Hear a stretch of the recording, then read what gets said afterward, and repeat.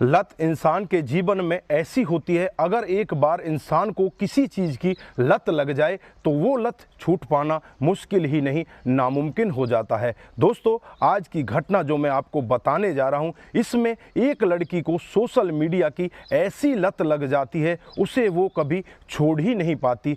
दोस्तों, वो लड़की शादी भी कर लेती है, शादी करने के बाद उसको एक बच्चा भी हो जाता है, अपने वैवाहिक जीवन में पहुंच जाती है, लेकिन सोशल मीडिया की लत को छोड़ ही नहीं पाती। और इस सोशल मीडिया की लत की वजह से उसके जीवन में एक ऐसी घटना घट जाती है जिसकी वजह से वो सदा सदा के लिए इस जहां को छोड़ जाती है और अपने पीछे इतने सारे राज छोड़ जाती है। दोस्तों, जब ये पूरे राज लोगों के सामने आते हैं तो सभी की आंखें फटी की फटी रह जाती हैं। अगर आप भी एक बार पूरा मामला सुनेंगे तो एक बार के लिए आप भी दंग रह सकते हैं। तो आइए दोस्तों, जानते हैं पूरा मामला क्या था। नमस्कार, जय हिंद। आप देख रहे हैं APH न्यूज़ राहुल रावत के साथ। तो दोस्तों, आज की जो मैं हकीकत की घटना आपको बताने जा रहा हूं, राजस्थान में एक ज़िला पड़ता है जयपुर और इसी का एक आमेर थाना क्षेत्र है। इसी के अंतर्गत एक गांव पड़ता है जैसीपुरा। ये जैसीपुरा गांव की हकीकत की घटना है। यहां पर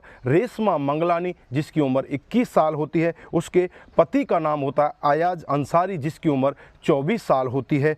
कि शादी होने के बाद इनको एक बच्चा भी हो जाता है और घर परिवार इनका अच्छे से चल रहा होता है, लेकिन अचानक एक दिन इनकी ऐसी लड़ाई हो जाती है। लड़ाई की वजह से रेशमा अपने पति के घर को छोड़कर अपने मायके में अपने माता पिता के पास पहुंच जाती है और अचानक 20 जनवरी 2020 को वापस पति के बुलावे पर पति के घर जाती है, लेकिन पति के घर से वापस ही नहीं लौटती। सुबह सुबह 10 साढ़े 10 बजे के करीब वो अपनी स्कूटी लेकर अपने पति के घर जाती है और शाम तक अपने घर ही नहीं पहुंचती। रात को करीब 10 बजे तक घर वाले उसका इंतजार करते हैं और रात को 10 बजे उसका फ़ोन मिलाना स्टार्ट कर देते हैं, लेकिन उसका फ़ोन भी स्विच ऑफ होता है। उसके बाद उसके पति अयाज अंसारी को फ़ोन मिलाया जाता है। अंसारी भी यही कहता है कि यहाँ से तो वो जा चुकी है, रात को करीब 9 बजे ही यहाँ से निकल चुकी है, मुझे नहीं पता अब वो कहाँ है। इधर पूरी रात भर माता पिता उस लड़की का इंतज़ार करते हैं, लेकिन पूरी रात भर भी वो लड़की घर नहीं पहुँचती।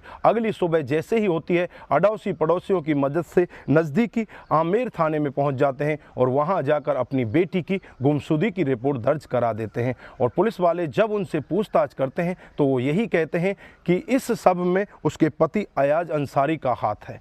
अब पुलिस एकदम से अयाज अंसारी के पास पहुंचती है। अयाज अंसारी से जब बातचीत करती है तो वो यही कहता है कि साहब, मेरे पास मेरी पत्नी आई तो ज़रूर थी, लेकिन रात को 9 बजे वो यहाँ से स्कूटी लेकर वापस चली जाती है। पुलिस जब अयाज की बातें सुनती है तो पुलिस को भी एक बार ऐसा लगता है कि अयाज सच बोल रहा है, लेकिन वो लड़की गई तो गई कहाँ, पुलिस के लिए बड़ा सवाल। पुलिस तमाम तरह से अपनी कोशिश करती है और कोशिश करते करते लगभग 2 दिन का समय बीत जाता है। 2 दिन के बाद पुलिस के पास एक अज्ञात नंबर से फ़ोन आता है और अज्ञात नंबर पर यही कहा जाता है कि साहब, यहाँ पर जो दिल्ली जयपुर रोड है, माता मंदिर के पास एक लेडीज़ की डेड बॉडी पड़ी हुई है। पुलिस एकदम से ही उस डेड बॉडी के पास पहुँचती है और डेड बॉडी को अपने कब्जे में लेकर जो माता पिता होते हैं उन्हें भी बुलाया जाता है, जो पति होता है उसे भी बुलाया जाता है और पति और माता पिता उस लड़की की डेड बॉडी को देखकर और वहां पर जो स्कूटी खड़ी होती है उसे देखकर एकदम से ही पहचान जाते हैं और दहाड़े मारकर रोने लगते हैं।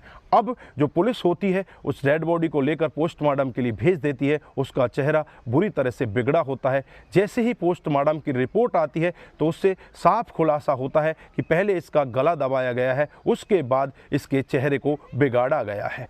किसी ने बड़े ही सातिर तरीके से इसको मारा है और इसकी पहचान मिटाने की कोशिश की है। ये बड़ा सवाल कि इसको मारने वाला कौन है। पुलिस तमाम तरह से कोशिश करती है। दोबारा से माता पिता से पूछा जाता है तो माता पिता यही कहते हैं कि इसको मारने वाला कोई और नहीं, इसका खुद का पति है।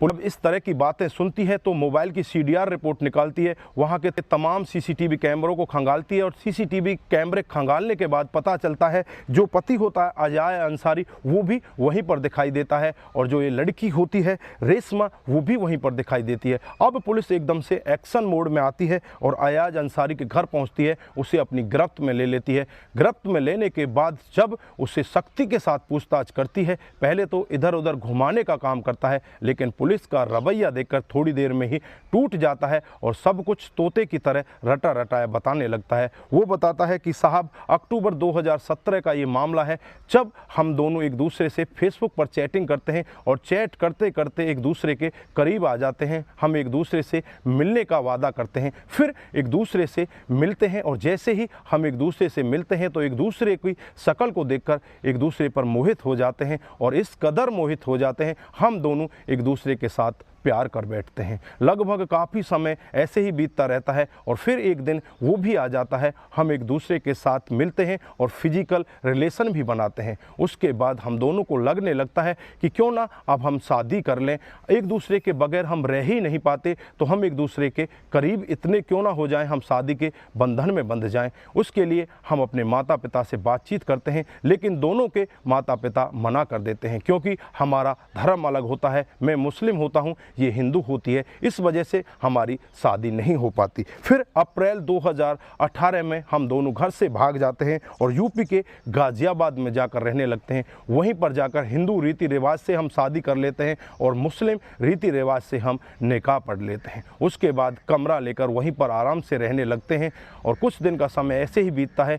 जब हमारे घर वालों को भी इस सब के बारे में पता चलता है तो घर वाले भी मान जाते हैं, वो भी राजी हो जाते हैं और कहने लगते हैं कि तुम वापस हमारे यहीं पर आ जाओ। फिर हम वापस ना तो अपने घर जाते हैं और ना ही उस लड़की के घर जाते हैं। जयपुर के जेसी नगर में ही एक कमरा किराए पर ले लेते हैं और वहीं पर रहने लगते हैं और धीरे धीरे एक दूसरे के साथ बड़े ही अच्छे से रहते हैं। लगभग शादी के बाद 2 साल का समय बीत जाता है और इन 2 सालों में हमें एक बच्चा भी हो जाता है। अच्छे से हमारा कामकाज चल रहा होता है, लेकिन जो मेरी पत्नी की आदत होती है सोशल मीडिया पर एक्टिव रहने की, वो उसे कभी छोड़ ही नहीं पाती। वो हर समय सोशल मीडिया पर एक्टिव रहती है। मैं उसे बार बार मना करता हूं कि तू इस सोशल मीडिया को अब छोड़ दे, अब इसकी ज़रूरत नहीं है, लेकिन मेरी पत्नी मेरे से साफ मना कर देती है कि ये मेरा परिवार है, मैं इसे नहीं छोड़ सकती। एक दिन का वाक़या होता है, मेरी पत्नी कान में लीड लगाकर सोशल मीडिया पर चैट कर रही होती है। मैं उससे कहता हूँ कि इसे छोड़ दे, इसे बंद कर दे, लेकिन वो बंद ही नहीं करती।